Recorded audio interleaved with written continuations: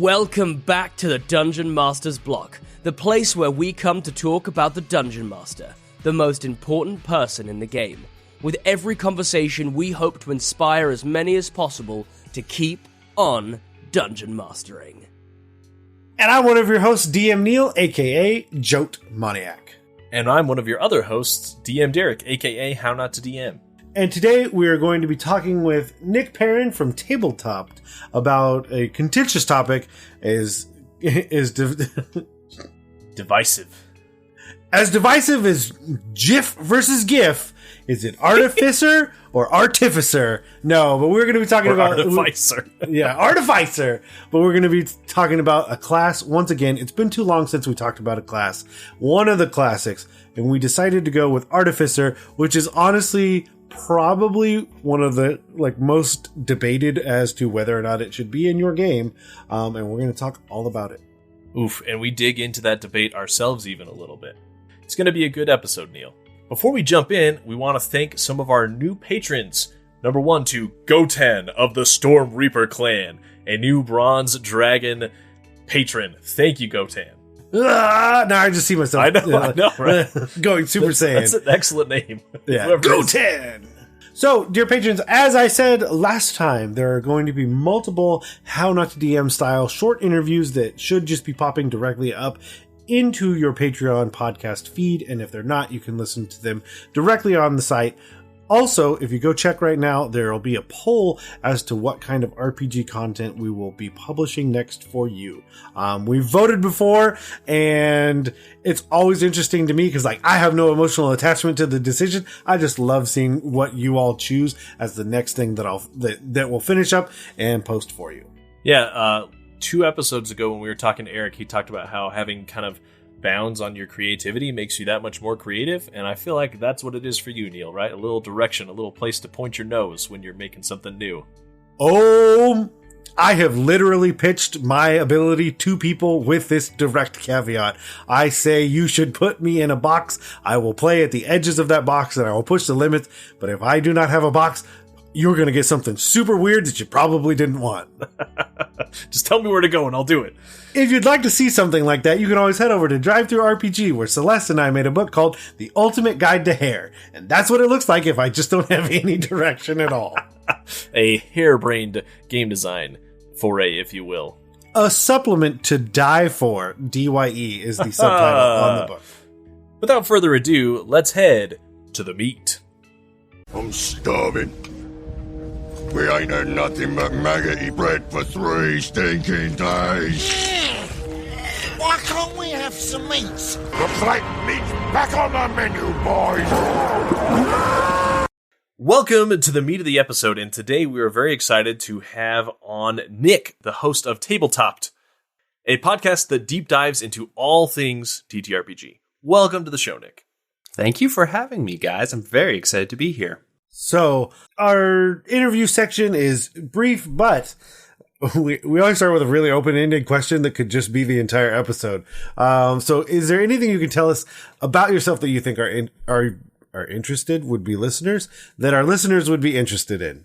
Let's see. Yeah, I run the Tabletop podcast with some of my good friends who are GMs. We do kind of round tables every week, but we also do interviews with people throughout the industry. And something to know about myself, I've recently been playing Morkborg, and I think everybody should give it a shot. It is so fun.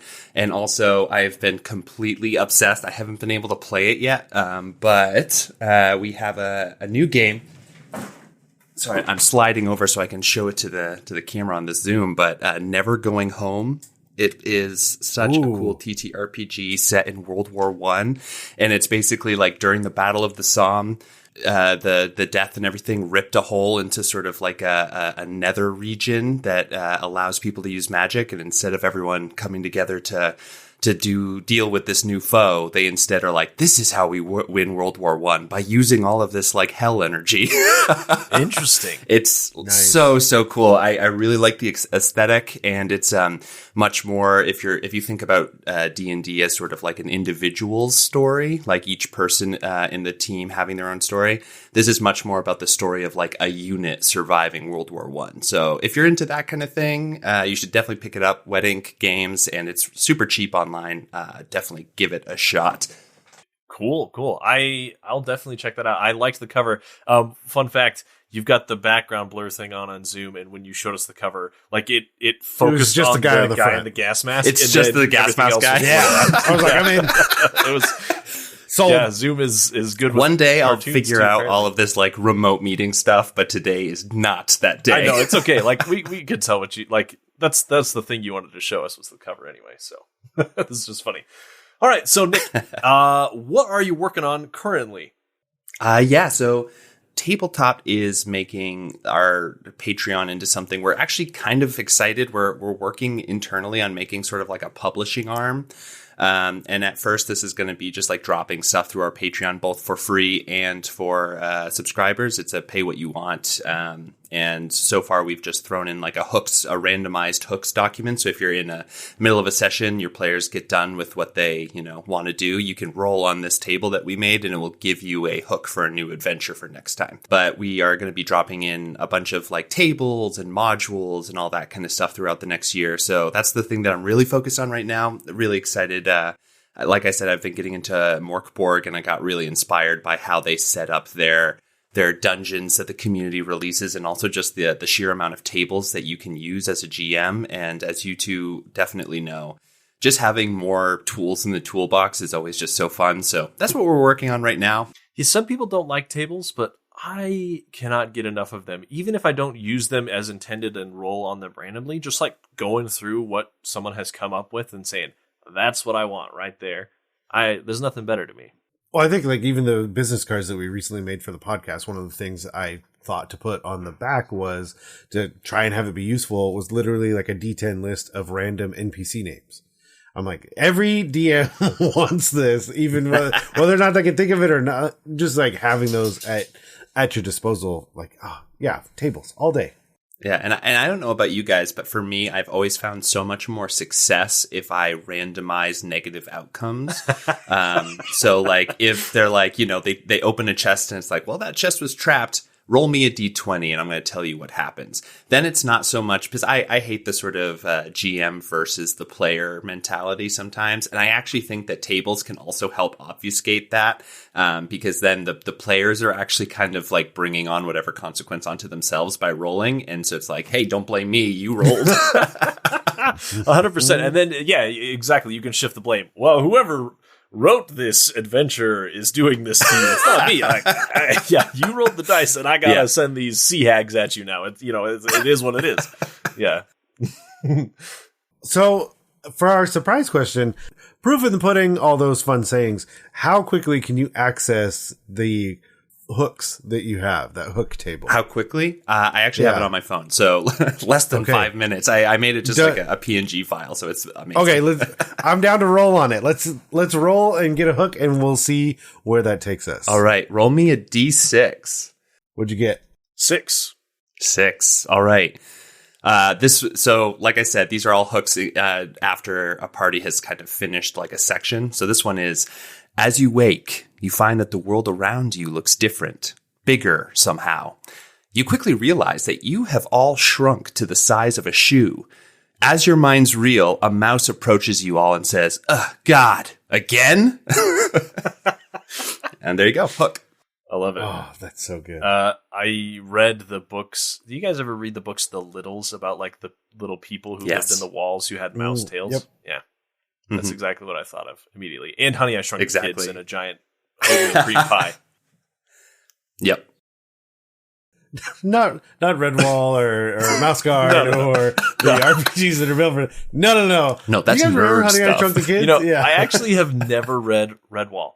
So really, it's definitely worth it. Especially like you have kids, like Give it. It's like very much a way to indoctrinate them into D&D and fantasy. So it was popular when I was in elementary school. Like tons of kids were talking about it, but I just never did. I don't know. There's no Rick Moranis, so I don't see the point. There's no Canadian comic, Are you guys excited as I am that like Rick Moranis is like coming back into the culture? Because I mean, yes. I love him. He's so funny. He was great on SNL when he hosted and everything. But for those who don't know, his wife passed away, and that's why he disappeared from the public scene. He was like, I'm going to go raise my kids. And now his kids are raised, and he's like, I'm back, baby. Really? Shout out to Rick. Do you know who got him back? Well, and the secondary shout out to Ryan Reynolds, because Rick Moranis' introduction back into Hollywood was Ryan Reynolds reaching out and having him on the Mint Mobile commercial. Oh, nice. That was the first gig he'd had since he had left. The same thing. Don't get me wrong. Ryan Reynolds is a particular flavor that is not digestible for everyone. And I totally understand that. He seems like a nice enough guy, because the same thing happened with Celine Dion, because her husband passed away and she was like, I don't know what to do anymore. And he wrote this really, really nice, really long letter to her about being the person to sing on Deadpool 2. Amazing. And she was like, I'll do it. Like, this really heartfelt letter has moved me, and I would like to enter and do that for you. In an age where we just hear the worst things about the celebrities that we idolize, it's just nice to have somebody who's like, seems like a decent dude, And he's lifted up all these other Canadians, that's pretty cool exactly. For Canada, right? As a soccer fan, I like Ryan Reynolds because I'm enjoying the Welcome to Wrexham stuff. Yeah. Yeah. Well, all of that, there's no easy segue, because today there's really no easy segue, because for the fourth question, the surprise question, and I alluded to it earlier, but I did not tell either of you. When I was doing my research, there were apparently two ways to talk about the Artificer. And that's how I will say it. But what I found out is that's not how several other people would say it. So what I realized is the difference is I will say Artificer, and a lot of people will say Artificer. Artificer. Again, the accent on the I don't like it. I don't like it at all. I thought it was Artificier. Correct. Yes. Correct me if I'm wrong, though, but isn't it based off of the root of the word is like artifice? So it's artificer, right? Correct. Uh-huh. So why would you say Artificer? I don't know. Interesting. But there were several videos where that was the pronunciation at hand. So Artificer, I've heard Artificer before as sort of like a fantasy spin on it, I think. But I don't know.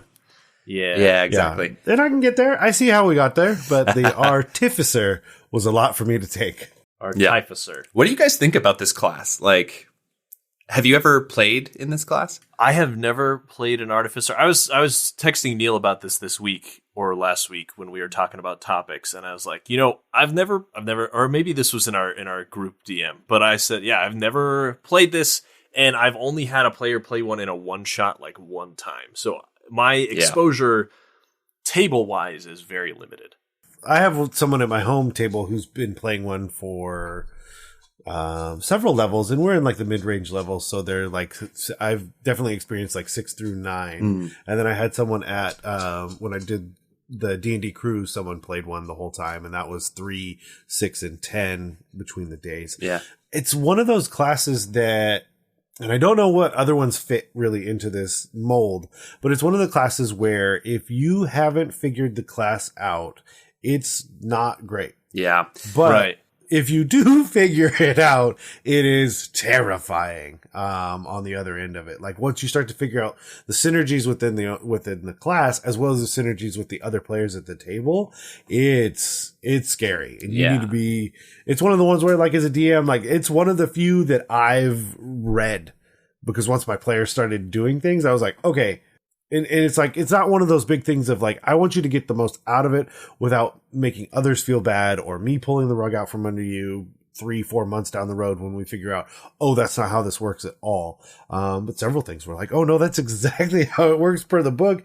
I mean, if I really feel like I need to change it, I will. But for the most part, I haven't yet. Yeah, for me, I've both been in a party with one and I've played one from levels, I think like 8 to 11, maybe 12, because I was in a campaign where I was playing, I played characters that were just sort of not aligned with the party. And so purposefully, like I was trying to help the GM kind of bring out parts of their story that the party hadn't gotten to yet, and I kind of came into the game late.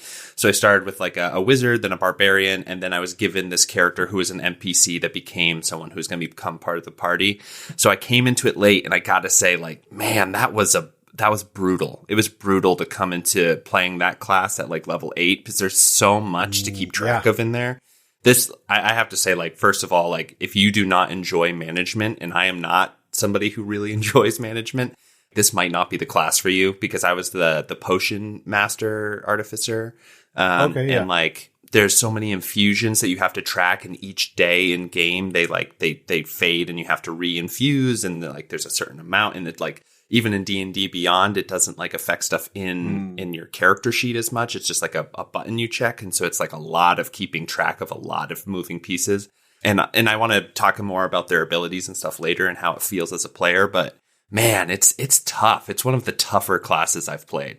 To me, there's just so much admin, like you were saying, that and you'd have to be the type of person that likes this. The one player that I had use it in a one-shot just used it as a multi-class dip to get 23 armor class for this level 5 one-shot we were doing, which, you know, was fun. But luckily, it was mostly dex saves, so I still got him. But anyway, yeah, exactly like you're saying. Like, I haven't ever played one to know that D&D Beyond doesn't track it very well, but that's not surprising to me based on like how complex it is. Yeah, because a lot of your infusions, I guess I totally hijacked this. We should probably talk about what it is.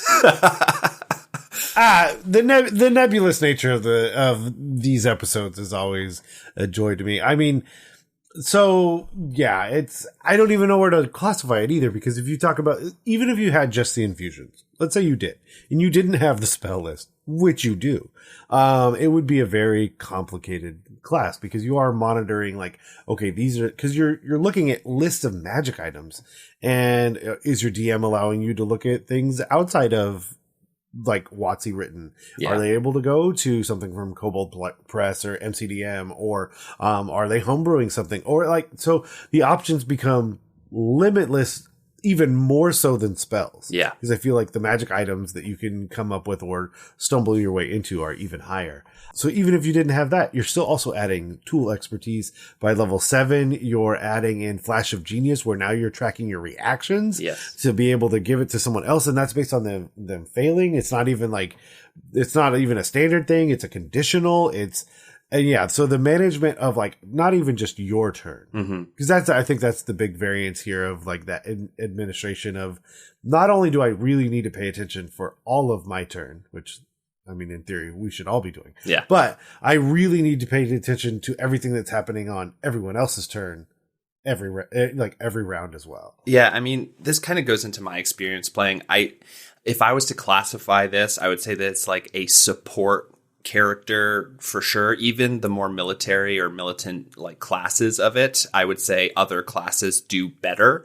And it's usually people take this for flavor, and I love the flavor of the Artificer. But like you said, I think that it really depends on whether your GM is going to want to work with you on homebrewing stuff. If you're like, as a GM, the way that I would approach this is like, I have to figure out how I can engage them with what they want to do, which is obviously make a character that can make cool magical stuff. And also have weird kind of mad inventor archetype vibes, right? So like, just there, you know, the base level manuals do not really come with a crafting system or anything. And even in the classes, it's sort of like roll on a table, make potions, roll on a table. Oh, you want to infuse these gauntlets with this stuff. I think that to really make this sing for a player, you really have to invest time into how do I want to engage this desire that they have, which is I want to be a mad scientist within a fantasy setting. You know what I mean?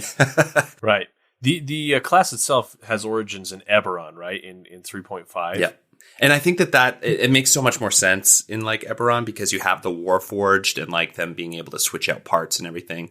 So it totally makes sense that that's where it comes from too. Yeah.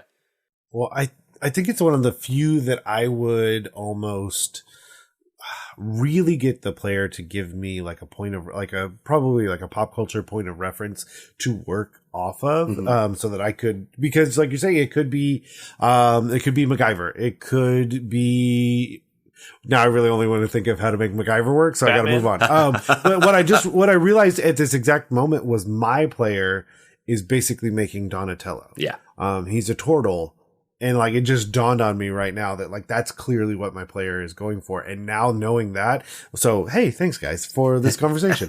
Knowing that like, I can focus more on that particular style, because is it something, like you said, that the alchemist where it's, Frankenstein, basically Dr. Frankenstein doing that sort of thing? Or is it the potions that are mixing? Cause you could even go like a more natural vibe with that and still be an artificer, because you're putting all of those things together. So I think it's one of the few where I would really push to say, okay, what is like that cultural reference that you're going for, so I can help you get there, because otherwise I don't know what we're doing. Yeah, I mean, to be frank, this class is like the only class I think out of the roster that I've heard GMs at the start of campaigns being like, we're just not going to deal with this because it is a hard one to manage. Yeah, it's just like, especially if you're with players who don't really know the class either, it's like you have to know the class as well as them. So it's just like a lot of work. So it's been my experience that a lot of GMs are just like, let's just not deal with this. But the other thing that I would say to your point is like support classes are hard because D&D as a system does not make supporting your teammates very fun. A lot of times, like with the cleric has a history of like, oh, I just stand here and I heal each turn and that's what I do. You know what I mean? And with artificers, it's kind of similar because you can use up all of your actions just on like, okay, flash of genius. Okay, I'm doing, I take out a potion. That's a bonus action. And then, okay, maybe I like pass it off to somebody who needs this like special potion that I've made or something like that. Like all of it. And even your infusions are actually better served. You're better served making your infusions go onto your party's equipment because they, being other classes, are specialized in whatever your infusions can do, and you just make them just like beasts, like unstoppable monsters. So I feel like even there, it's like, oh, I'm just kind of passing off bonuses to people, and that can be really boring. Even the spell list that you get access to is very support heavy. So I think that as a GM, you also would really, like, if I was GMing a table with an artificer, I would make sure that every combat has something going on that is like utility oriented or RP oriented, so that they can get their sort of like their fix of, okay, there's a machine that's about to explode. You have to use your like your skills to like get into this machine, connect some wires, and like make sure that it doesn't like explode in a magical explosion while your party is fending off golems or something. Like, that is where I would live, because otherwise it's like, okay, I cast haste, I end my turn. Okay, I flash of genius, you survive this fall. Okay, I'm going to move here so that I can heal you here. Like, it just, there's a certain type of player who likes that kind of stuff. I'm not one of those. I like to have a little bit more agency in a fight or in a situation. And I think that it really would behoove a GM, if you have one of these characters, to make sure that you consider, how am I going to engage someone who is not going to be attacking basically ever? Depending on the type of artificer. Yeah. Does that resonate with you guys, or is that so out of left field that you're like, nah, this is not my experience? It's really funny that you mentioned that, because so the one at my home game is an artillerist.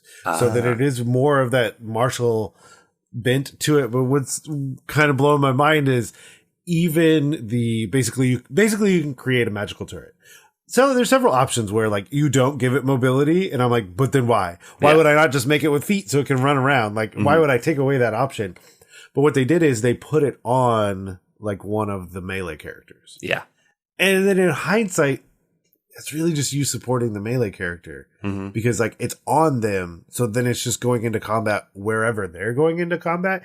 And it's, don't get me wrong, super cool. A lot of fun stuff happened. But at the end of the day, you did just attach it to the fighter who then just ran in and did fightery things, and you just complemented those really well. Again, it's not to say it's not effective, but you are really just being a part of what they're doing.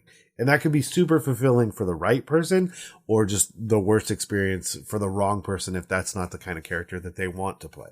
Absolutely. Have you seen in your experiences, have you seen the class ramp a lot after 10th level with like the addition of more items you can attune to? That's kind of another way I could see it becoming more useful. Like you could pump up your strength, or you could pump up some other stat and then start dealing a lot more damage. By 18th level, you can attune to 6 magic items. I don't know. I guess it depends on the magic items, right? Like if you're just going to attune to a bunch more utility stuff, then that would be it. But, you could start attuning to stuff that would pump up your ability scores, which would then allow you to deal more damage, that kind of thing. Like my basic idea on this is, again, there are classes that just do all of the other things better. Yeah. And it really depends on your GM, because I play at tables where it's very low magic items sometimes, like just like a full campaign where I get 1 magic item, you know what I mean? And so like if you're an artificer in that way, then you're just kind of screwed. But I think that it also provides an opportunity if you are a GM that likes to homebrew, like, oh, this is great. It's like you can actually make a level up as like you wake up, you finally cracked it. You figured out what your design needs, and you can homebrew a magic item that allows them to do whatever it is that they're trying to do. And like you said, they have 6 slots. You can make them into like whatever archetype they're wanting to be. Whether it's like I have a magic staff that heals everyone around me, but it has like X effect or something. Like you can do all this stuff with them to make them have the result that they want. But again, it requires a certain type of table, a certain type of GM, and a certain type of campaign that you're running. Yeah. I don't know. What do you guys think? Because, like I said, I usually run fairly low amounts of magic items at tables because it allows me to do more fun RP stuff. Like if there's like a chasm that they have to figure out how to get across, having a magic broom is always, a death knell to creativity. Yeah, brooms and carpets and bags of holding, and yeah, there's a lot of stuff that just kind of like gets rid of most stuff like that late game. To me, I guess I'm thinking of Critical Role Season 1 a lot when we're talking about this. Number one, because of Terry and Darrington being introduced, but also I feel like Percy does a lot of kind of artificer type things, even though he's not the straight artificer, in building the gun he uses. And then also he builds like that lightning gauntlet or something. I don't remember exactly what it was, but he's trying to like catch lightning and store it in some sort of battery and then use it. I feel like it gives you a chance to role play and to kind of homebrew these things that are going to do specifically what they want.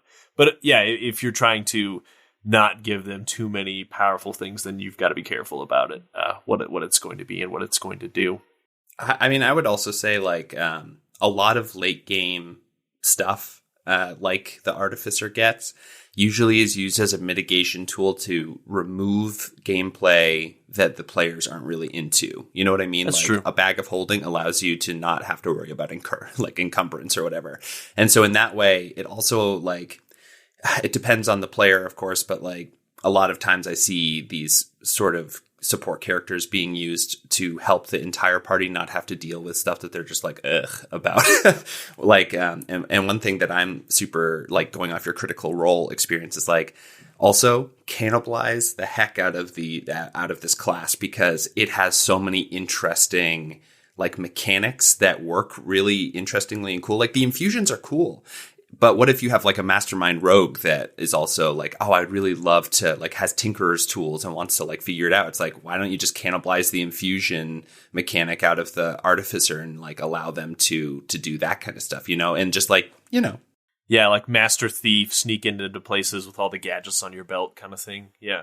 Yeah, like you have a key that you give an infusion that can open any locked door or something, like that kind of stuff that allows you to really let them play their fantasies without having to commit to a class that does very much focus on a specific type of archetype.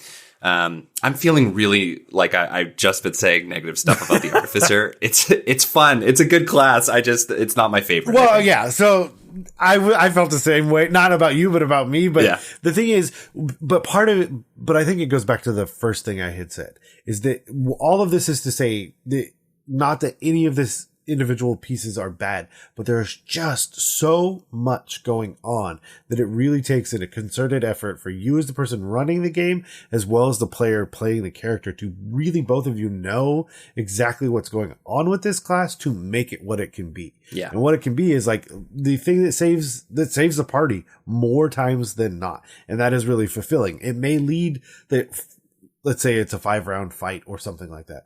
The first 4 rounds may not be very exciting for the Artificer, but that 5th one, the only reason you win is because they had all of their things work the way that they were intended to. Or having that solution that does, as a bummer as it may be to whoever is running the game, trivialize it because they had one of the options is literally says the right tool for the job. Yeah. And so having those things, but again, having to know that well enough to have it on hand right away, because it's, the other thing is not that player would necessarily want to, or me would want to say, okay, does the Artificer have anything? Okay, does the Artificer have anything? Having it slow play down for them to regularly check whatever pieces and parts that they have in the class. But that said, the flavor you can add onto this one. That's what I was about to say, yeah. Oh, it's so good. So good. I mean, yeah, like your example with like attaching a turret to like a barbarian or whatever, that's basically like Rocket and Groot from like the Marvel movies. Like you could have a whole thing where it's like a pair of characters that want to make an archetype together. Like the big beefy bruiser that has like the techie that like just makes him unstoppable or whatever. Like he wears the Artificer in a backpack, like that kind of stuff can be so much fun. And you can also, for people who are more experienced in RP and really want to have that experience, what if you have a character that's like, is like has a magical poisoning and is dying, and all of the infusions and everything of this suit that they have built is to keep them alive, like keep their heart pumping and like to leech the magic out of their body. And so then as a GM, that makes me be like, oh, I have so much that I want to do with you. Like this is going to be amazing. Like what if, your gear gets taken away and you have a timer of 10 hours before your ailments catch up to you? Or what if like, different things happen where like very Iron Man-esque, where you have to replace your heart battery, all that kind of stuff. The flavor in this class is wild. It's so good. Yeah, I love those examples. Luckily, Marvel is such a ubiquitous thing that there's a lot of stuff we can pull from it. So Rocket's a great example. Iron Man is a great example as well, like building the suit that you're going to use kind of thing. A player would love to do that kind of thing. Yeah. Yeah, and I think that's even the difficult but fun process of even figuring it out, because I'm trying to think of how many Marvel characters because Ant-Man could certainly be one, because you're trying to do that, is that you did the dip into Artificer because you also are a thief, but now you have these gadgets and enlarge, reduce, these infusions. Yeah. Is that is that one of so your spells fun. you get? And so, yeah, those kind of things that like, there's so many that you could layer in.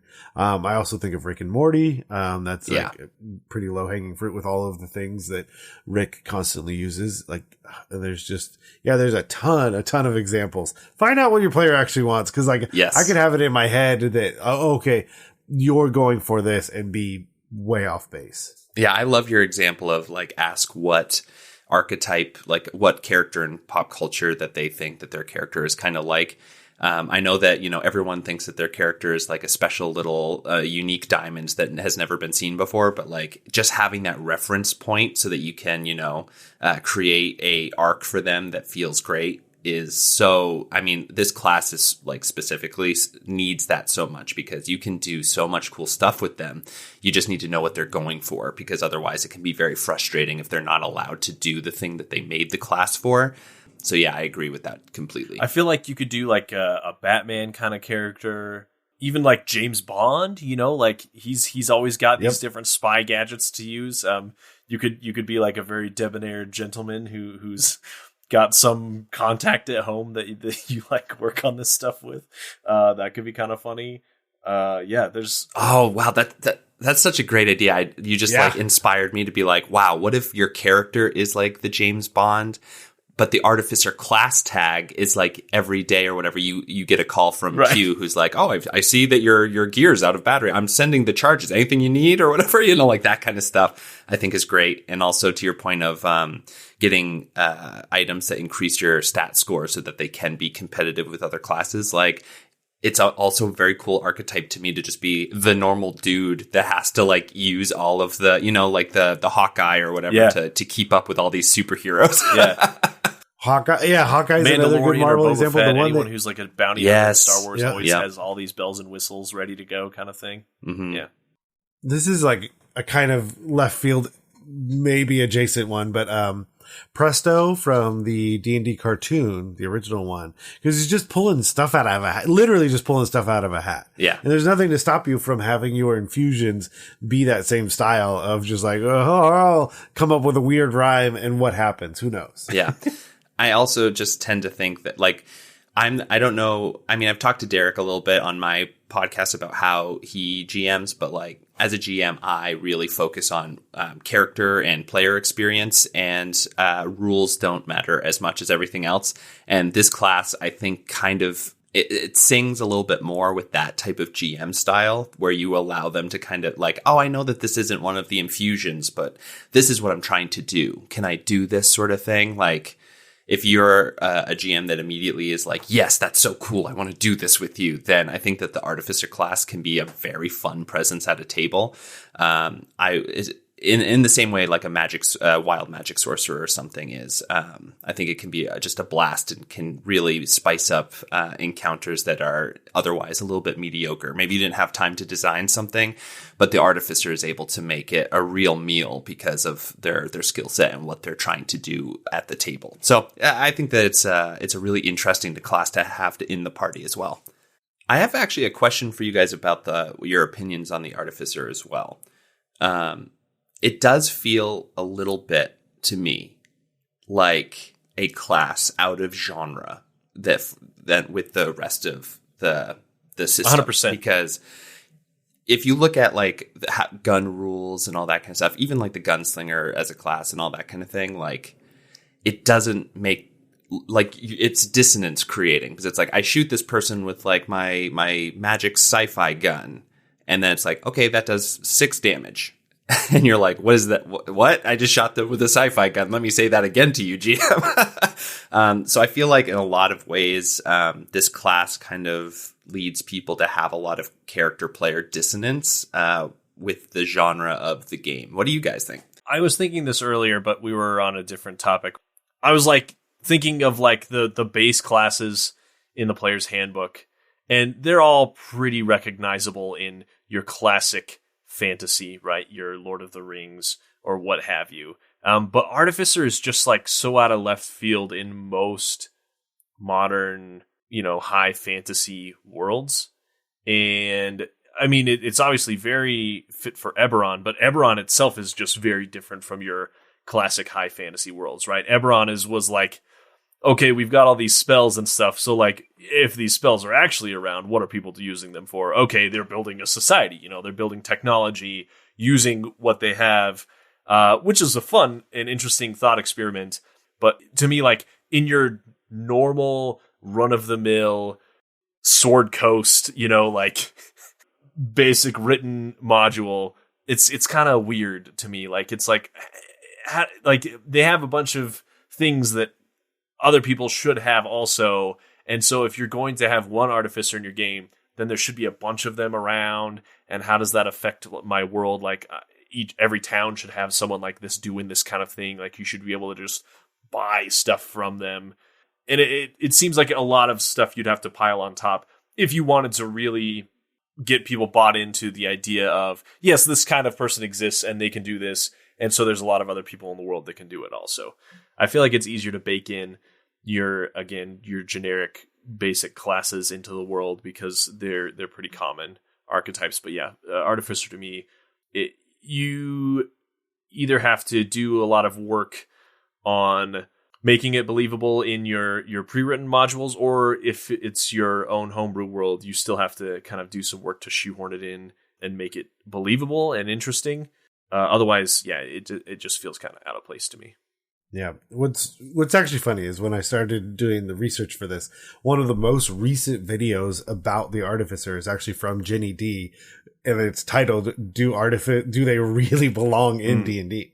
And it's kind of in the book that like is helping lead her to say yes more than it seems like she had ever done before was one of the Young Adventurers guides about artificers, because they don't approach things from any mechanical standpoint at all. Because it's like I have them for my kids where it's like, here, read this. And it's just like a more narrative, open-ended introduction to D&D concepts. And so like, unless you're reflavoring it, no, like I guess that's the answer for me. If I take this thing right out of the box and I just put it on the table, nothing other than as written, no changes. Yeah, it's going to be weird. But if I'm willing to take the time and either adapt what I have in my setting or what the flavor is of the character on the table, then yeah, it can fit in perfectly. I mean, look at all the examples that we used. That right. It's at that point, it's literally, or a character of whatever style that you have, and someone else, somewhere else, somehow making cool stuff for them to have as they adventure. This is something that came up for me while you guys were talking, was like, because in kind of Japanese comic fantasy works right now, because everything is anime, so I'm gonna bring it back down to this, but like there is a precedent for the blacksmith that makes magical weapons and items, and like is able, in like Monster Hunter, where you gather materials from monsters and then put it into your gear so that it's better and awesome and has the qualities of whatever monster. But the people who do that work are usually back at the town crafting stuff that you bring back to them, which is not, again, it's a very passive thing. And also to have a party member that is doing that just feels, like you said, it's like out of the box. That kind of feels hard to figure out. The only way that I can really think out of the box how you can make this work is if you were like, and this is something that Monster of the Week, another TTRPG system that I love, everyone should check it out. But what they say in their rule book is every single one of these characters are the archetype of the class that they embody. So like if you are the expert, which is a class, you are the only one, and you are the pinnacle of that archetype. So you embody the archetype. So you could do that with Artificer, where like instead of having to figure out how to like wedge how do you say it? Artificing. There you go. Artificing into a world. You could say like, you're the first. You like figured out something that nobody has figured out before. You still have a lot of the problems that we were talking about how to bring that into more of an active role. But I would say, like, for me, that would be like the only way out of the box I could figure out how to wedge an Artificer into D&D. Yeah, I like it. I mean, like, most worlds will follow some kind of creation myth where there's a bunch of gods and then they create all these different races. And like, if there's gods, then immediately there's some kind of divine magic going on. But then you've got your nature magic, and you've also got, like, arcane stuff like wizard, what a wizard would use. And so in your world, unless you've like outlined it otherwise, somehow there was a person who's like, I'm going to write down these weird words and then I'm going to say them and something's going to happen. And it's not because I prayed or I had faith. It's just, it just happened because I understand this weird esoteric knowledge. So why not there be a person who just figured out how to infuse these items in this particular way? It does make sense that you could just have this person be the first Artificer. It reminds me of my friend Zach's audio drama. It's called Warlock. And it is the story of the first Warlock in this anime world he has constructed. Everyone else is sorcerers. They have these draconic bloodlines that gives them power. And they're all in like this sorcerer school together. And there's this one girl whose parents were like really powerful sorcerers, but for some reason she hasn't developed powers yet. So she like finds this entity and makes a deal with the entity to get power so that she's not a shame on her family and she can go to this special sorcerer school. But no one knows that, she's actually the world's first warlock who's made this pact. So why not? There's the origin story of another class that is kind of one of the touchstones of D&D. So yeah, I think we've talked about it already, but say yes when you can say yes, and you should say yes and figure it out with your player and make it fun. Yeah, I would also I would love to tempt my player to make down the evil path, to be like, what you are doing is an affront to the gods. You know what I mean? Yeah, you are taking magic and stuffing it into these metal shells or whatever that you're using it for, and it's like the gods are unhappy, the natural order is all unhappy, the clerics and paladins you meet are like, oh, yeah, exactly. What has he done? Being like, whoa. Yeah, why not? It could be very fun to have that kind of aspect in the world as well, of everyone being like, heretic. So the other question we have as we're rounding it out is, what is some homework that we can give people? Examples, either written, something they could watch, basically something media that listeners can engage with to get some better ideas about being an artificer. I would go on YouTube and search whatever TTRPG content creator that you really like. Look up, they probably all have it, how to homebrew magic items. Just get that in your head, because you're going to have some sort of understanding of how to make a balanced magical effect to attach to items if you're going to want to do this without relying solely on whatever is in the pre-written material. So I think that's a really good place to start. What about you guys? I mean, my first was a Rick and Morty, but then, I mean, the thing that led to that was just go watch the Back to the Future movies and the cartoon. There is a cartoon. I just had a childhood flashback. Feel free to watch the cartoon. It's not as good as the movies, but if you want more magical items that you could do. Also, apparently just watch all the Marvel stuff. Yeah, we listed so many characters earlier. I don't even like Marvel, and I just listed 100. Yep. I'm so sorry. They're easy to identify and get ideas from. So, and honestly, another thing that you can do, there's that old saying that any technology that is sufficiently advanced is indistinguishable from magic. So if you're interested, you can also look into sci-fi media like Star Trek and all that kind of stuff. That's all magic. Like a teleporter, a phaser, that is all just magic. Yeah, the other term they say is that the only difference between science fiction and science fact is time. Yeah. Because when they were having the automatic doors, production wise in the 60s, it was literally two people standing at both doors, physically pulling them apart when they were supposed to. And obviously automatic doors are just a thing. The other thing I think of is finding something that goes towards this time frame. So Gotham by Gaslight is a really interesting way to look at this, is figuring out how do I flavor these sorts of things. Yeah, steampunk genre stuff is huge. And also BioShock Infinite is another setting that is great for kind of an artificer. And honestly, if you can stand the edgelord aspect of it, Warhammer 40K is pretty good as an edit too. It's I take this demon and stuff it in this machine, and now it's a monster machine. It's there you go. That's Artificer.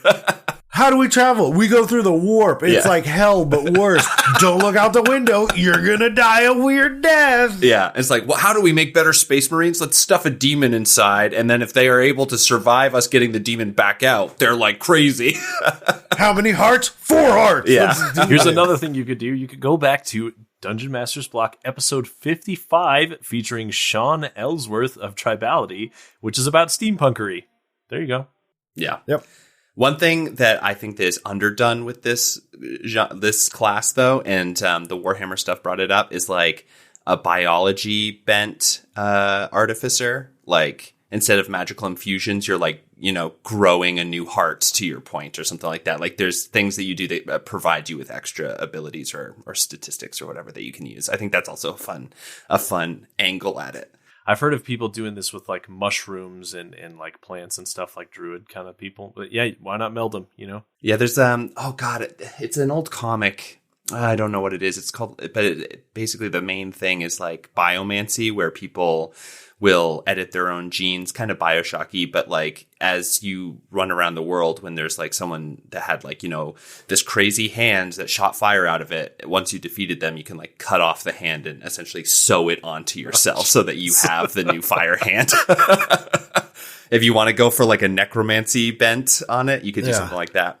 I mean, the lowest hanging fruit by far And it was like the inspiration for the people that were on the cruise was there was a gnome who was an artificer, and his brother had become a warforged. So if you're not watching Full Metal Alchemist and you haven't already as inspiration for this class, you should certainly go ahead and do that. That's actually such a great idea. I think Full Metal Alchemist is an absolutely perfect way to see if you're even interested in this class. Take a look at that one. See what you think. Then you'll have God and anime on your side. Perfect. So, Nick, where can people go to find all the stuff you are doing on this World Wide Web? You can go to tabletoppedpod.com. That's our website. There's a contact form there. So we do read all of those contact forms too if you want to send us a topic to talk about or just want to get in touch. And we release every Monday on any podcatcher you can think of, our tabletop podcast. We do roundtable interviews. We do kind of deep dives into new systems and system reviews. And we also have guests all the time. It's a lot of fun. So come join us. We're also on Twitter and Instagram. But I'm going through something right now where I'm like, I can't give more time to social media. So it's very unupdated. Don't give time to social media. It's a good piece of advice, really. Well, perfect. And we will definitely have to, I know Derrick's been on, so I will happily join Tabletopped anytime. I would love to have you on. Let's get you on. We just want to thank Nick again for coming on, spending some time with us, sharing his thoughts on the Artificer, sharing his pronunciation thoughts as well. And of course, if you wanted to get a hold of us and tell us how you've been reflavoring or adding Artificers to your game, you can always reach out at our email address, dungeonmasterblock@gmail.com, and we will get back to you there. We love it when our listeners leave us reviews and tell us what kind of inspiration they've got from the show, how it's helped them spice up their games and keep it fun around the table. If you want to leave us a review, feel free to go to Apple Podcasts or Podchaser or Good Pods and shout us out, tell us how great we're doing, and we will read it live on air. And of course, the Dungeon Masters Block is a proud member of the Block Party Podcast Network, where you can check out other shows like Dungeons and Dragons and Daughters, Detentions and Dragons, and more. Thanks for listening to the Dungeon Masters Block, the place where we come to talk about the Dungeon Master, the most important person in the game. The only person capable of playing God, killing characters, and lowering the egos of all the other people at the table. I'm DM Derrick, so long and thanks for all the fish. I'm DM Neal, good night, good luck, and keep on Dungeon Mastering.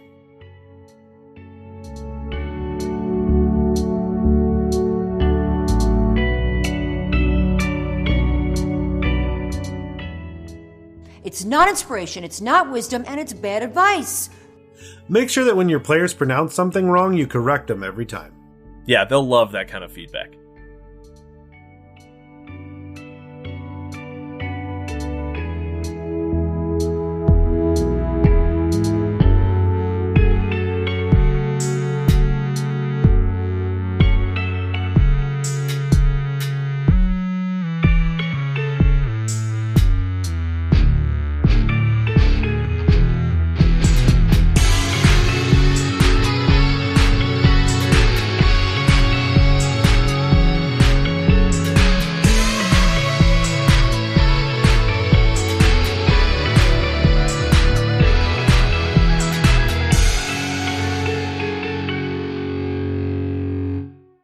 Goodbye.